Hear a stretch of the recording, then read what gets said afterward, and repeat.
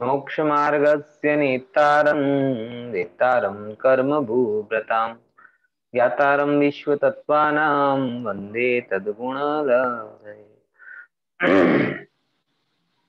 छठा अध्याय अपना चर्चा में है। मुख्यतया छठे अध्याय पर अपनी चर्चा सात तत्वों के द्रव्य रूप तत्व और भाव रूप ओके तत्व मायू और इस पर अपनी चर्चा चल रही थी। इसके साथ સંભળાય છે પણ આ કેમ આવ્યું? इसके साथ શું પ્રોબ્લેમ થાય છે કોને? દીપિકા બેન શું થઈ ગયું? ના મળી ગયું હું મળી ગયો ને? हाँ सरस। चलो, सात तत्वों की चर्चा के साथ में हमने चर्चा को थोड़ा योग पर कन्वर्ट किया था और योग की चर्चा में तीन बातें समझने की कोशिश की थी कि योगा किसे कहते हैं, कर्म का कारणभूत योग किसे कहते हैं और मोक्ष का कारणभूत योग क्या कहलाता है। ठीक है ना? तीन बातें कौन कौन सी? योगा यानी शरीर आदि की जो क्रिया है जो आजकल बहुत चालू है, प्रसिद्ध है, उस पे हम ज्यादा जोर नहीं देते। कर्म का कारणभूत जो योग है उसकी चर्चा तो की जाती है लेकिन छोड़ने के रूप में की जाती है। किसके रूप में की जाती है? छोड़ने के रूप में, करने के रूप में नहीं की जाती। बराबर। तीसरे नंबर की जो बात है जो इंपॉर्टेंट है वह है क्या है? मोक्ष का कारणभूत योग। अब देखना, छठे अध्याय में कर्म का कारणभूत योग है वो हे तत्व, और ज्ञान ग्रंथों में अध्यात्म ग्रंथों में मोक्ष का कारणभूत योग है वो उपादेय है। दोनों के बीच में अंतर क्या है बताओ जरा, है? बोलो जरा, कौन बताएगा? दो दो बातें। छठे अध्याय में कर्म का कारणभूत योग है वो है, और अध्यात्म ग्रंथों में मोक्ष का कारणभूत योग वो उपाधि। दोनों में अंतर क्या है?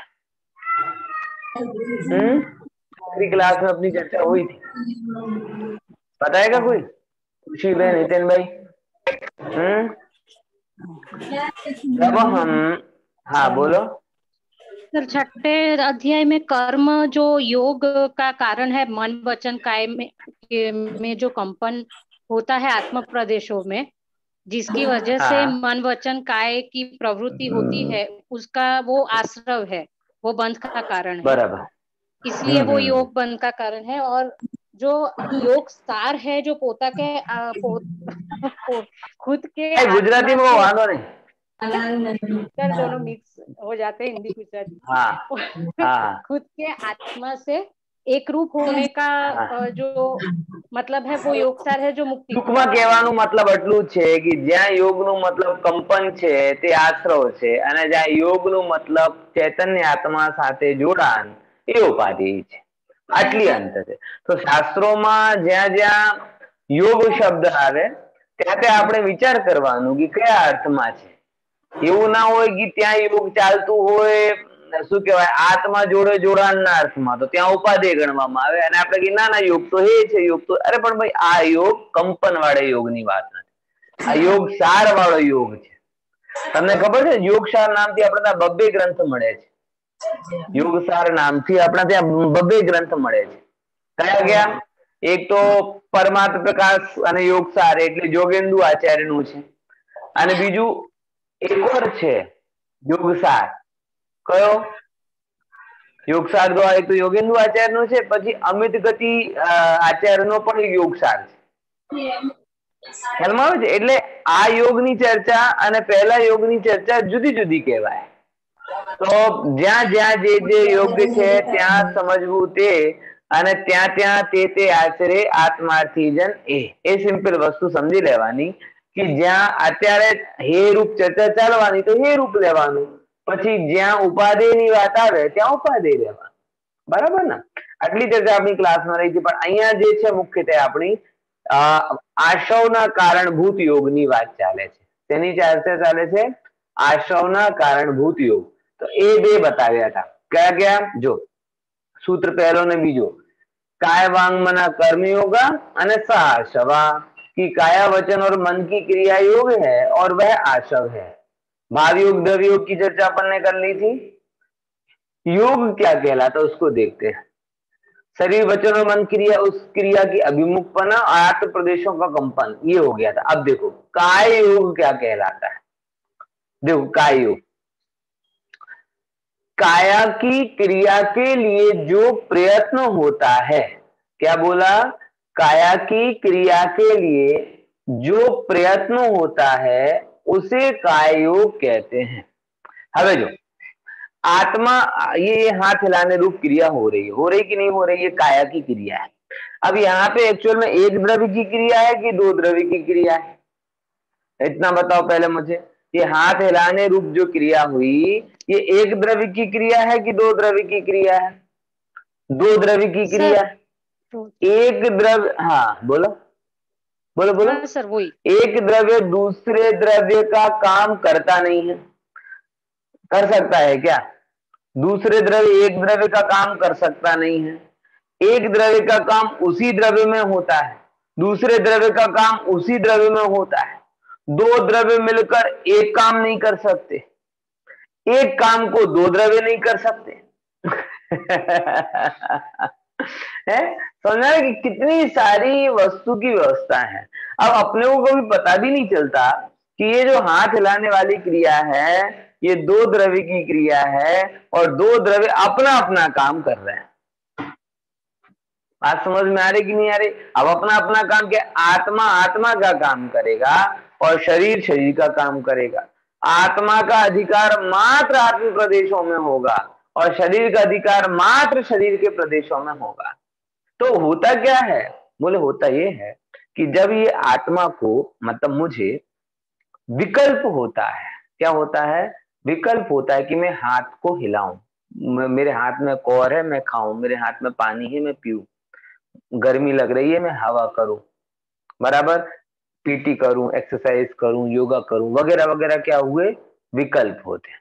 अब जैसे ही विकल्प होते हैं, विकल्प होते हैं तो आत्मा के प्रदेशों में उन विकल्पों से क्या होता है, कंपन होता है। बोले यहां तक जीव का अधिकार। जैसे होता है ना, पुलिस का थाना होता है, आप अंजलि चार रास्ता के पास निकलो, इस तरफ लिखेगा बोले यहाँ तक बैजलपुर की सीमा है, यहाँ तक पालड़ी की सीमा है। तो जहां विकल्प हुए व्यवहार में से, वहां तक जीव का अधिकार बोला है, और उन विकल्पों के निमित्त से कंपन हुआ, वो जीव का कंपन है। इतनी चीज कहां पर आई, व्यवहार से जीव को बोली गई। इसके आगे बोले दूसरे थाने की सीमा चालू हो जाती। कौन सा थाना है वो, है किसकी हद चालू हो जाती, बोले अब ये शरीरपुर का थाना है। बोले कंपन तक आत्मा का काम होता है, उसके बाद शरीर के परमाणुओं की अगर लायकात होती है तो वो हिलते हैं, और अगर उनकी लायकात नहीं होती तो तुम विकल्प कर करके रह जाते हो तो नहीं हिलते। होता है कि नहीं होता, बोलो ऐसा।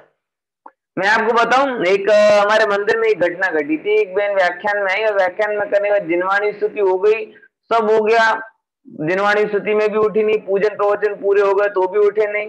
पूछा क्या हुआ क्या हुआ, बोले क्या करे पंडित, उठ ही नहीं पा रहे, जोर लगा रहे उठ ही नहीं पा रहे। એટલે पैर लॉक हो गए। क्या हो गए, लो, मतलब क्या, विकल्प हो रहा है, क्या हो रहा है, विकल्प हो रहा है। आत्मा के प्रदेशों का कंपन भी हो रहा है, उस कंपन के निमित्त से कर्म भी आ रहे हैं, लेकिन शरीर के प्रदेशों की योग्यता नहीं है तो शरीर के प्रदेश नहीं हिल रहे। आप समझ में आया, क्योंकि वो उसकी सीमा में आता नहीं है। अब दिक्कत ये है कि दोनों चीजें इतनी नजदीक से हो रही हैं कि हमें इनके बीच की सीमा रेखा ख्याल में नहीं आती। हमें ये लगता है कि जो ये है सो मैं हूं, मैं है सो ये हूं। मुझे देखो अभी हाथ हिला के दृष्टांत देने की इच्छा हो रही है, मैं कर रहा हूं, यही मन में आएगा ना। देखो मैं हाथ का दृष्टांत कौन दे रहा है, मैं दे रहा हूं, मैं इसको हिला हिला के बता रहा हूं। कौन कौन कर, अरे प्रभु तू इसके प्रदेश प्रदेश का करता नहीं है। शरीर के परमाणु अपनी अपनी योग्यता से, अपनी अपनी लायकात से परिणमित होते हैं, तेरे हिसाब से परिणमित होते नहीं है। ख्याल में आया कि नहीं आया? ये चीज है। तो आत्मा में कहां हो रहा है, बोले आत्मा में ये होता है जो यहाँ पे बता रहे हैं आत्मा का योग क्या है?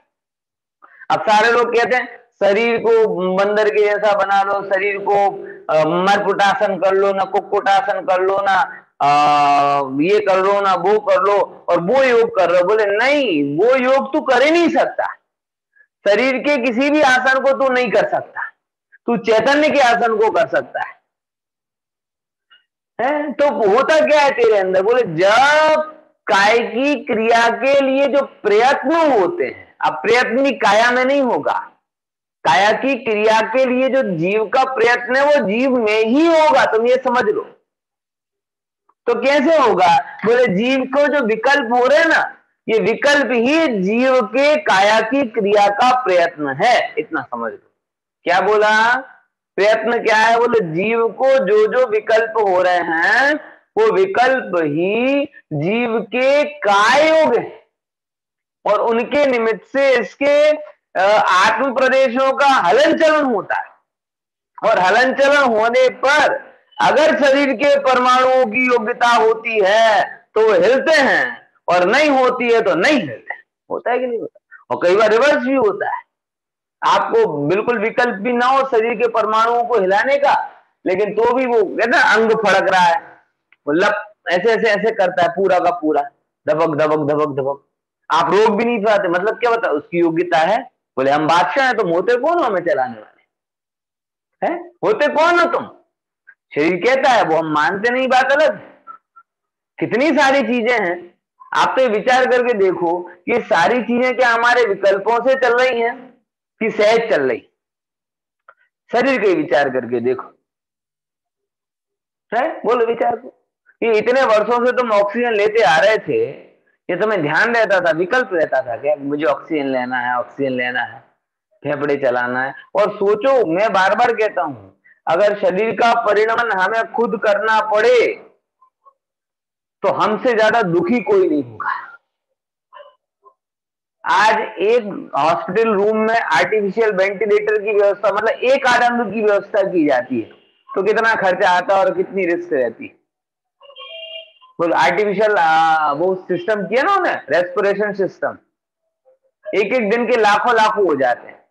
अभी और कितने सारे सिस्टम हैं शरीर के, ब्लड सर्कुलेशन का सिस्टम, आहार निहार का सिस्टम है।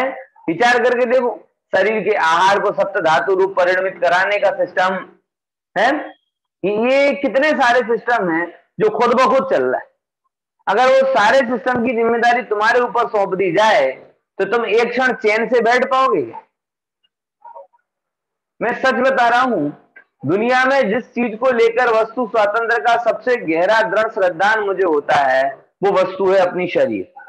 रियल बोल रहा हूं, वो दिल से बोल रहा हूं इस बात को, क्योंकि मैंने शरीर के बारे में थोड़ा थोड़ा पढ़ा है, और जब पढ़ा है तो पता चलता है कि इस शरीर में जो कुदरती हो रहा है वो कितना है, और हमारे विकल्पों से हो रहा है वो कितना कम।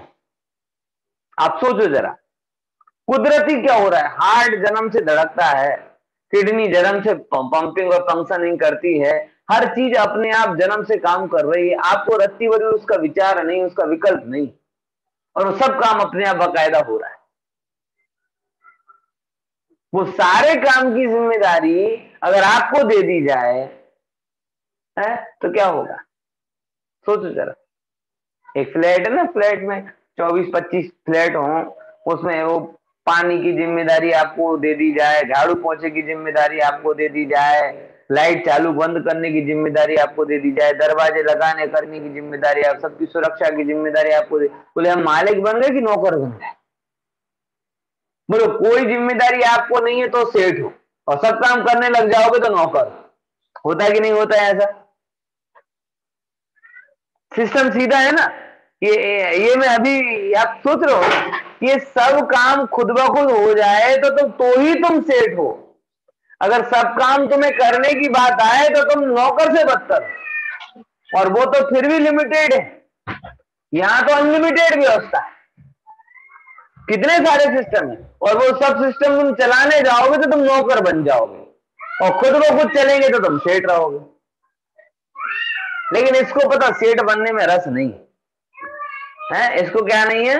सेठ बनने में रस नहीं है। इसको नौकर बनने में रस है, मैं चालू करूं, मैं चालू करूं, मैं चालू, भाई हैरान हो जाएगा। खुद चल रहा है, चलने दे। कोरोना के पहले ऑक्सीजन ओएस लेवल आज तक नहीं नापा था, मैंने तो नहीं नापा था। ओएस लेवल क्या होता है एग्जैक्टली पता भी नहीं था। बोलो पता था क्या किसी को? मेरे हिसाब से बहुत कम लोगों को पता हो, चर्चा ही में नहीं आता था। अब बच्चा बच्चा जान रहा OS level, OS level.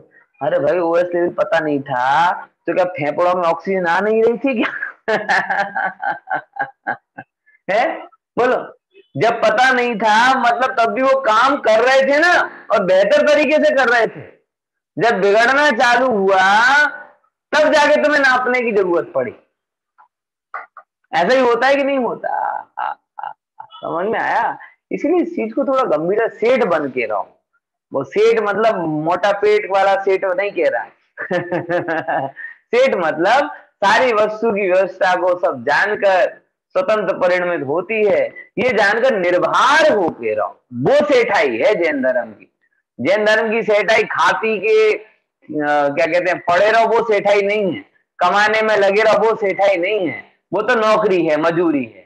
Jain धर्म की सेठाई क्या है कि वस्तु का स्वयं परिणमन जानकर अपने में रहो और पर से उदासीन हो जाओ, ये सेठाई है। और बाकी सब तो क्या कहते हैं नौकरी है, नौकर बनना। बराबर? देखो तो आत्मा का अधिकार कहाँ तक होता है? बोले आत्मा का अधिकार आत्म प्रदेशों तक होता है, और आत्म प्रदेशों में आत्मा के विकल्पों से कंपन होता है। उस कंपन के निमित्त से कारमान वर्गणाएं आती हैं, और तब कारमान वर्गणाएं आती हैं वो तो अपनी जगह है। अगर आत्म प्रदेशों का कंपन और साथ में शरीर के परमाणु की योग्यता, ये दोनों मिलती है तो काय का हलन चलन होता है। आत्मा के प्रदेशों का कंपन हो, परमाणुओं की योग्यता ना हो तो शरीर नहीं हिलेगा, और शरीर के परमाणुओं की योग्यता हो और आत्म प्रदेशों में कंपन ना भी हो तो भी शरीर के कुछ अंगों में फुरकन और थिरकन होती ही रहती है। ये चीज समझना। इससे सिद्ध होता है कि शरीर और आत्मा एक यूनिट नहीं है, शरीर और आत्मा दो अलग अलग यूनिट है। बराबर ना? अब अगला आता है वचन युग। वचन युग क्या कहलाता है? देखो, भाषा वर्गणा संबंधी पुद्गल स्कंदों का अवलंबन करके जो जीव प्रदेशों का संकोच विस्तार होता है वह वचन योग है। क्या बोला?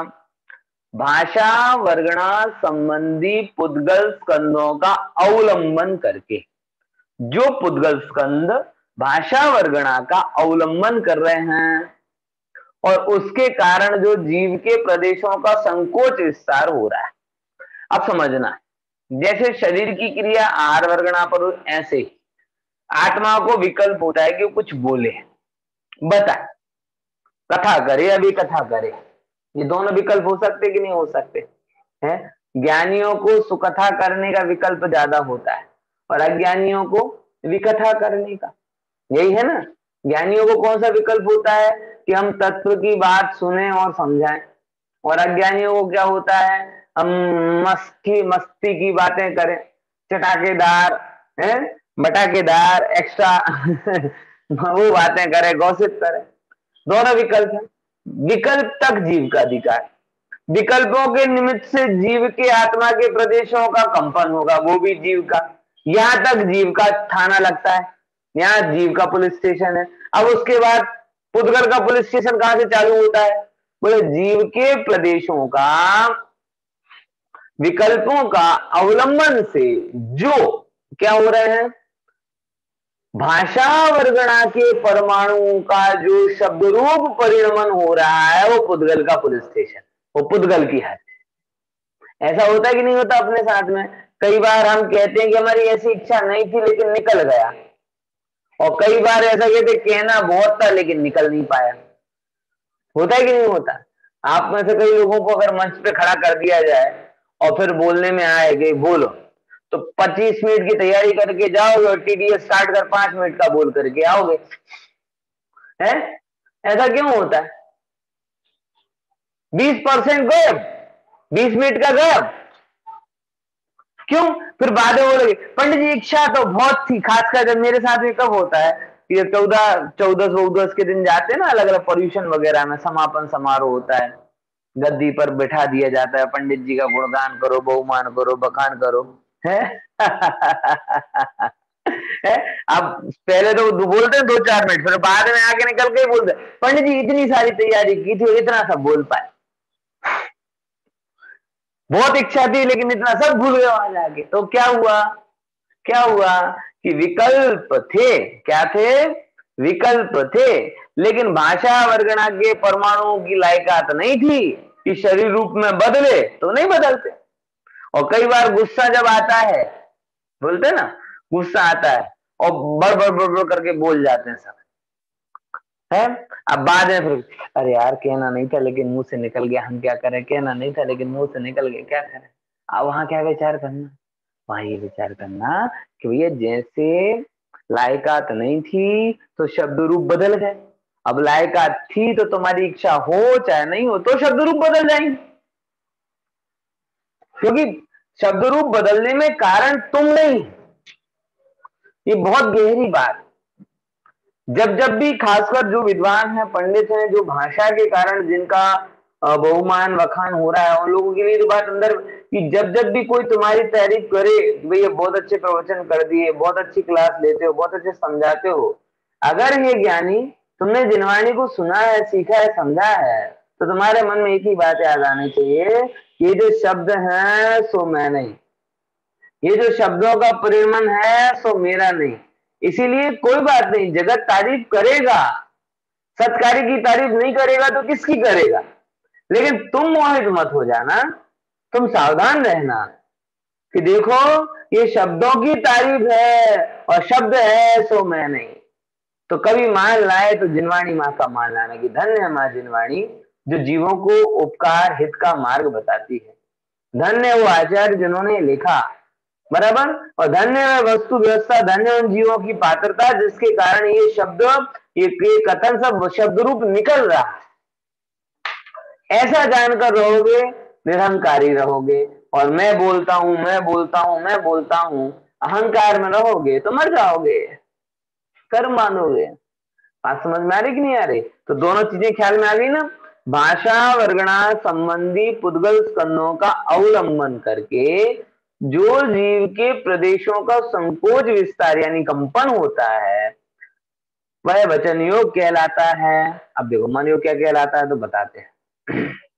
बाह्य पदार्थों के चिंतन में प्रवृत्त हुए मन से उत्पन्न जीव प्रदेशों के परिस्पंद को मनोयोग कहते हैं। देखो पहले नंबर क्या बात बोली यहाँ पर, बाह्य पदार्थों के चिंतन में प्रवृत्त हुए मन, दो बातें बोली, कौन कौन से, बाह्य पदार्थ।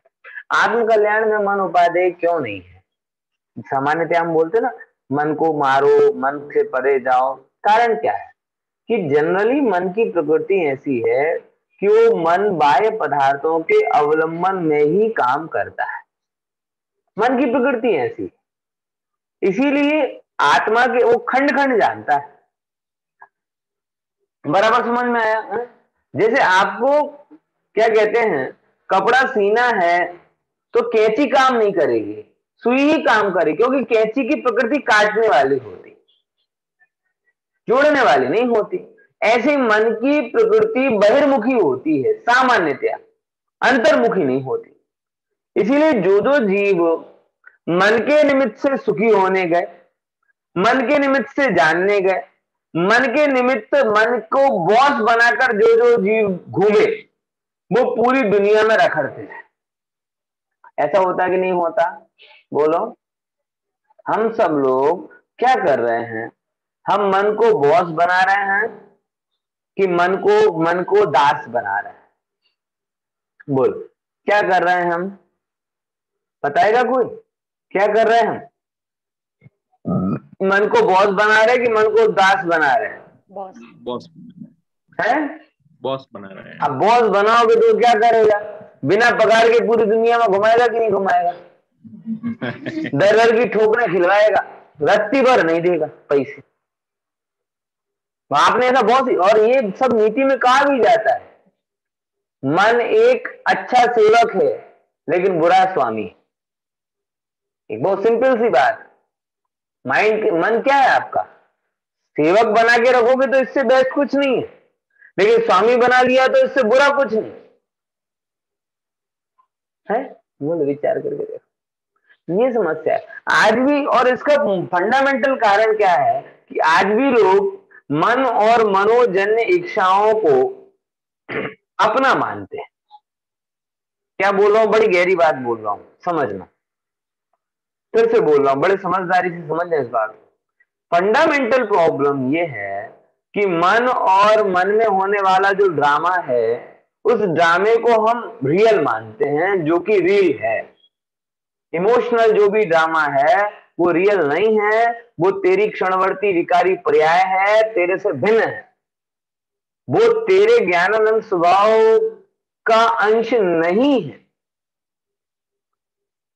कर्म की संतान है, घुस आई है चोरी चोरी तेरे अंदर में, चोर है, रोहिंग्या आतंकवादी है।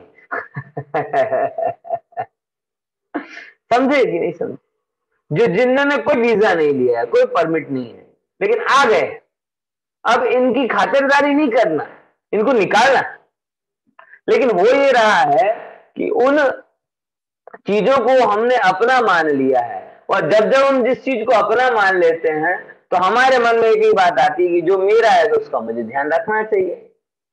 मन और मन की इच्छा किसकी है? मेरी है, इसलिए मुझे इसका इच्छा हो तो खाना चाहिए, इच्छा हो, जो मन में इच्छा हो वो करना चाहिए, जो मन में इच्छा हो वो जाना चाहिए। मन ने बोला रात को खाओ तो रात को खा लाना चाहिए, मन ने बोला कि नहीं बड़ी गाड़ी में घूमो तो वो, मन ने कहा कि ये, मन ने कहा वो। तो जो जो भी मन बोलता है हमें वो करना चाहिए, क्योंकि मन है सो मैं हूं सो मन है। ये हो गया ना एक में एक पना। बोलो, ये एक में एक पना बात है।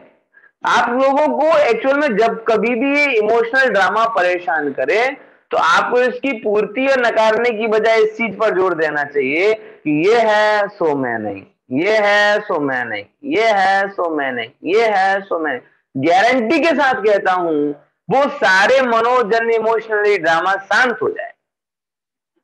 अगर आप उसे अपना अंश मानकर करोगे तो कभी जिंदगी में मन और मन की इच्छाओं से दूर नहीं हो पाओगे। अगर आपने उसको अपना अंश नहीं माना, उससे भिन्न अपने आप को मान लिया, तो दावे के साथ मैं कहता हूं कि आप उस चीज से ज्यादा परेशान नहीं हो। ईमानदारी से बताओ, अहमदाबाद में रोज कितने केस आ रहे हैं कोरोना के? बोलो, कम हो गए तो भी 2500-3000 तो आ रहे कि नहीं आ रहे? रोज के 2500-3000 आते हैं, आपको कितनी तकलीफ होती है बताओ? ओछो तो नहीं कटो, કેટલો ઓછો થઈ ગયો, आपको कोई फर्क पड़ा? रोज के 3000 केस आ रहे हैं, आपको कोई फर्क नहीं पड़ता। लेकिन आपके घर में एक केस आ जाए तो बोलो, अहमदाबाद में 1 लाख लोग बीमार हो और आपके घर में एक व्यक्ति बीमार हो, किसकी पीड़ा ज्यादा है? प्रैक्टिकली एग्जांपल से समझ है। अभी तो किसी के यहाँ कोई नहीं है ना, अच्छी बात है। अहमदाबाद में 1 लाख लोगों के बीमार होने की पीड़ा और अपने घर में किसी एक व्यक्ति के बीमार होने की पीड़ा, किसकी पीड़ा ज्यादा है? आपको, अपने घर में किसी एक की। कारण, क्योंकि बाकी 1 लाख लोगों को आप जान रहे हो लेकिन मान नहीं रहे अपना। और वो 1 लाख लोग भी अगर बीमार हो जाएं, भारत में 2.5 करोड़ भी हो गए, दुनिया में 10 करोड़ भी हो गए, मुझे पता नहीं, ऐसे बोल रहा हूं आंकड़े सारे, बराबर 15 करोड़ भी हो गए, हम कहते ठीक है जान रहे हैं, लेकिन अपना नहीं मानो, उससे फर्क नहीं पड़ता। और जिस एक व्यक्ति को अपना माना हो, उस व्यक्ति को अगर हो जाए तो हमारा पूरा जीवन शैली बदल जाती है। ये चीज है। बाकी 1 लाख की पीड़ा से दूर होने के लिए आपको क्या करना? अरे पेपर छोड़ने के बाद दिल में कभी याद भी नहीं आता, सच में कहूं ना, 1 लाख अगर आप पढ़ के भी जाओगे ना, पेपर में 1 लाख हो गए, पेपर में पढ़ ली तब तक गया, उसके बाद दिल में कभी याद भी नहीं आता कि 1 लाख कैसे है। और घर में एक व्यक्ति पड़ा हो तो 15-15 मिनट में ऑफिस ही नहीं जाएगा, और जाएगा तो घंटे घंटे में फोन करके पूछेगा क्यों छे तेरा सारू छे, क्यों छे सारू छे, क्यों छे सारू छे। बोलो, कारण क्या है? अब 1 लाख की पीड़ा से भेद ज्ञान करने के लिए आपको रत्ती मात्र भी चिंता नहीं हुई, और एक की पीड़ा से विरक्त होने के लिए आपको बहुत उपाय करना पड़ रहा है। मन में काम में मन नहीं लग रहा, नहीं कैसे मन लगे, कैसे मन लगे, अरे घर में बीमार पड़ा है कैसे मन लगे, शहर में लाख बीमार पड़े कोई फर्क नहीं पड़ता, घर में एक बीमार पड़ा है तो फर्क पड़ता है। कारण क्या है कि एक के साथ में अपनत्व है, इसलिए उसकी पीड़ा भुलाए नहीं भूलते, और अनेकों के साथ में अपनत्व नहीं है, इसलिए उसकी पीड़ा याद नहीं आती। बात समझ में आ रही कि नहीं आ रही? सेम बात यहाँ पर घटित हो रही है। आप कहते मन मन मन को ऐसा कर दो, मन को वैसा कर दो। अरे भाई, मन को कुछ नहीं करना है, बस मन है, और मन का जो काम है वो मैं नहीं हूं। क्या बोला? बोलो। कुंदकुन आचार्य देव ने समय सार में किया क्या? कुंदकुन आचार्य देव ने समय सार में 50 प्रकार की व्याख्या नहीं की, सिर्फ उनको क्या बोला कि ये सारे रागादि भाव ये सब पुद्गल के हैं। क्या लाइन बोले? कौन सी लाइन बोली उन्होंने? सारे रागादि भाव किसके हैं? ये सब हैं पुद्गल के खेल, ये सब पौद्गलिक हैं। ये कहकर क्या हो गया? बोले ये जैसे ही कहा उन्होंने मेरे विनायक स्वभाव और पौद्गलिक स्वभाव के बीच में जो संबंध था उसको काट दिया, और जैसे ही संबंध डिस्कनेक्ट हुआ तो वैसे ही सारा का सारा ड्रामा खत्म हो गया।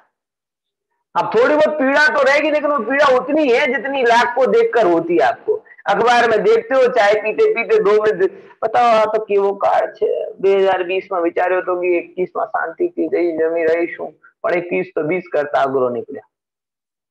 आटली पीड़ा પછી ભૂલી જવાય। કામમાં ગયા તો ભૂલી ગયા, દુકાનમાં ગયા તો ભૂલી ગયા, ઘર બેઠે ટીવી જોવા લાગ્યા તો ભૂલી ગયા। કેટલી વાર લાગે? ये है रागादि भावों को दूर करने का उपाय एक ही है। कौन सा? ये राग है सो मैं नहीं, और उसी को यहाँ पर बोला जा रहा है कि मन, ये इसका जो कारण है ना, मन की प्रकृति बहिर्मुखी है। आपने मन को अपना बॉस बना लिया है, वो बॉस बना लिया है तो आपको घुमाता है, मैं कह रहा हूं ऐसा करो, मैं कह रहा हूं वैसा करो। एक एक पागल रखड़ता आदमी आ रहा है और आपको कह रहा है कि नहीं मेरे अनुसार चलो, है? बोलो, विचार करके देखो, आप क्या कहोगे? है? आपने ऑटो वाले को हायर किया हो और ऑटो वाला कहे नहीं, आप कहोगे मुझे कालूपुर रेलवे स्टेशन जाना है, बोले नहीं मैं तो एयरपोर्ट ही लेके जाऊंगा। ऐसे वैसे लोगों को नहीं बिठालता। आप उतरने, बोले नहीं उतरने भी नहीं दूंगा, फ्री में भी नहीं लेके जाऊंगा, 300 रुपया भाड़ा भी दूंगा और एयरपोर्ट लेके जाऊंगा। बोल, है दादागिरी है क्या? दादागिरी है क्या? क्या बोलोगे आप? पागल है क्या? यही तो है। रास्ते में हमने पुण्य बांधा और पुण्य के चलते चलते मन मिल गया हमें ऑटो के रूप में, टैक्सी। अब एक्चुअल में हमें क्या करना था? उसको बोलना नहीं भाई एयरपोर्ट चल या रेलवे स्टेशन चल। मन बोले कि अगर रेलवे से एयरपोर्ट जाना, बोले नहीं मुझे तो रेलवे स्टेशन जाना है, ऐसा बोलना था ना। लेकिन हमने क्या बोला? सु क्या रही जવું છે તને भाई? बोले मैंने तो एयरपोर्ट जવું છે। बोले वांधो नहीं चल। પછી ના ના એરપોર્ટ नहीं જવું, મને તો બીજી જગ્યા જવું। બોલો વાંધો નહીં ચાલ। તો પછી એ ભાડો લેશે તમારાથી અને ફેરવશે અમને, बराबर? એટલા मन की प्रकृति को समझो। मन है सो मैं नहीं, पर जितना आप ये जानते हो वैसे ही मन अपने आप शांत हो जाता है। बराबर?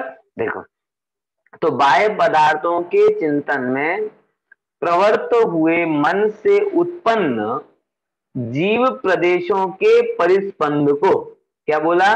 बाह्य पदार्थों के चिंतन में प्रवृत्त हुए, जो चिंतन बाह्य पदार्थों के चिंतन लगा हुआ है। बाह्य पदार्थ मतलब शरीर, बाह्य पदार्थ मतलब पैसा, बाह्य पदार्थ मतलब कोरोना, बाह्य पदार्थ मतलब दुनिया, बाह्य पदार्थ मतलब क्रिकेट, बाह्य पदार्थ मतलब पिक्चर, बाह्य पदार्थ मतलब पड़ोसी, सब चीजें उसके प्रवर्तन हुए मन से उत्पन्न जीव प्रदेशों के परिस्पंद को, कि देखो बाह्य में तुम्हारा हक नहीं है, अधिकार नहीं है, लेकिन बाह्य के निमित्त से तुम्हारे अंदर में जो कंपन हो रहा है वो तुम्हारा है और वो मनोयोग है और वो फालतू नहीं होता। आप अगर कंपन करोगे आपको कर्म का बंधन होगा। बराबर? अब देखो योग गुण की फिर आगे बात करते हैं। योग गुण जो है, जो गुण बोला है, उसकी दो पर्याय होती है, एक स्वभाव रूप पर्याय और एक विभाव रूप पर्याय। बोले स्वभाव रूप पर्याय क्या है? बोले जीव की जो निष्कंप अवस्था है, यानी कंपन रहित जो अवस्था है, बराबर, वो सिद्ध और 14वें गुण स्थानवर्ती जीवों में, अयोगी जीवों में होती है। वो जीव के योग गुण की स्वाभाविक पर्याय है। बराबर। देखो, योग गुण को अभी तक हमने विभाव रूप से ही उपयोग किया, योग का दुरुपयोग किया, योग का सदुपयोग नहीं किया। इसीलिए हमने योग गुण की वैभाविक पर्यायों को ही पसंद किया। स्वाभाविक पर्याय तो निष्कंप अवस्था, बराबर ख्याल में है। देखो, और ऐसे विभाव पर्याय क्या है इसकी? सकंप अवस्था, कि पहले से लेकर 13वें गुण स्थान तक जो जो भी, जितना जितना भी, जैसा कंपन हो रहा है, वो सब क्या कहलाता है? इसका विभाव रूप कंपन है। यानी योग गुण भले ही है, लेकिन योग की भी स्वाभाविक दशा तो शांत होना है। बराबर ख्याल में आए कि नहीं आए? योग गुण योग है, लेकिन तो भी इसकी स्वाभाविक दशा क्या है? शांत होना है भाई। तू अनंत काल से संसार में रखड़ रहा है, लेकिन ये तेरी स्वाभाविक दशा नहीं है। तेरी स्वाभाविक दशा सिद्ध बनकर एकाग्र होने में है। बराबर ख्याल में आया कि नहीं आया? अब देखो, योग क्या कहलाता है? बोले हाँ बोलो खुशी बहन, जल्दी प्रश्न करो। सर तो मन मिला ही 1 मिनट क्यों 30 है? सेकंड। किसने कहा मिला? मन मिला है? नहीं मिला। देखो, मिला है लेने देने वाली बात। मन क्यों है? अगर मन के ऐसे समझ लो, अनुसार हमें मन चलना है। ही नहीं हो, उसका कंट्रोल नहीं है हमारे देखो पास। एक बात, वस्तु व्यवस्था में सिलेक्शन और रिजेक्शन नहीं है, एक्सेप्टेंस है। फंडामेंटल वस्तु ये समझो। क्या बोला? सिद्धांत, there is a no selection and no rejection. अगर आपको वस्तु व्यवस्था को सम्यक दर्शन को पाना है, तो एक्सेप्टेंस करना। आप मन पे दोष मत दो, आप मन की प्रकृति समझो। अभी मैं उसका दूसरा एंगल आपके सामने रखूंगा कि आत्मानुभवन में 5 इंद्रियां तो कारण बनती नहीं है, तो ये तो मूर्तिक पदार्थ तो कोई जानती है। अब मूर्तिक आत्मा, मूर्तिक, तो उसका जानने में निमित्त तो कौन बनेगा? बताओ, मन ही बनेगा। जैसे ये तो वही बात हो गई ना कि जड़ जोरू और जमीन झगड़े की जड़ है। तो बोले ना हमें जड़ चाहिए, ना जोरू चाहिए, ना जमीन चाहिए। बोलो, जड़ जोरू और जमीन झगड़े की जड़ है कि उनके प्रति राग झगड़े का जड़ है? बताओ। जगत में क्या कहा जाता है? जड़ जोरू और जमीन। जड़ मतलब पैसा, जोरू मतलब स्त्री, और जमीन मतलब प्रॉपर्टी। इससे झगड़ा होता है ना, भाई भाई में झगड़ा होता है, पैसा बहुत बुरी चीज है, ये जमीन जायदाद बड़ी